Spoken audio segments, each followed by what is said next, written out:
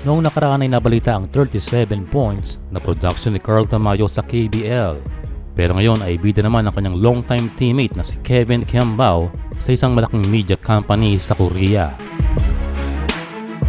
Ito ay sa KBS News, isa sa pinakamalaking network sa lupain ng K-pop.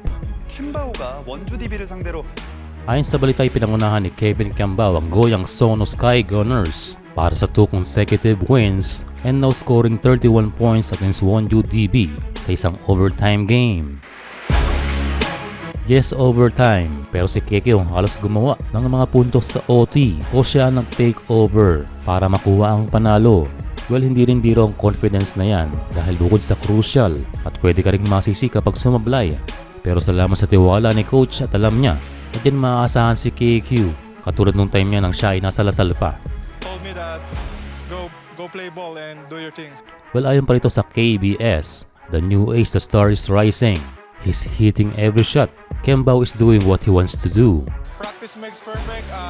So all of my teammates kinda believe in. Yes, tiwala lang talaga ang kailangan ni Kiambao para mailabas ang kanyang laro or paano siya ma-utilize ng tama. Well, yan ang sinabi ni coach noong first game na pinag-iisipan niya kung paano gamitin ng tama itong si Kiambao and nagbunga na nga sa last 2 games.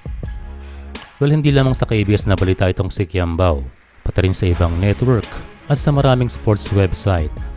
And ayon sa interview ng Basket Korea, ayon kay Kiambao na ang KBL ay ang best league para i-showcase ang kanyang talento at skills. Well, yan ang mahalaga dahil naglalaro itong si KQ, hindi dahil sa sikat na liga, dahil it's about development. Kaya nga kahit ligang labas ay nakita natin itong si Kiambao.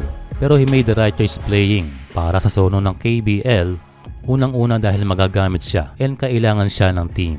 Kaya itong sila KQ at Tamayo ay hindi nagkamali na piliin ng paglalaro sa Korea.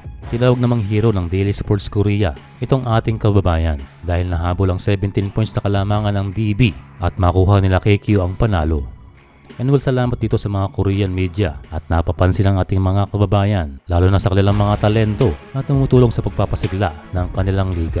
Pero syempre, umaasa pa rin tayo one day na maglalaro din sa Liga ng Pilipinas ang ating mga players sa abroad pagdating ng panahon.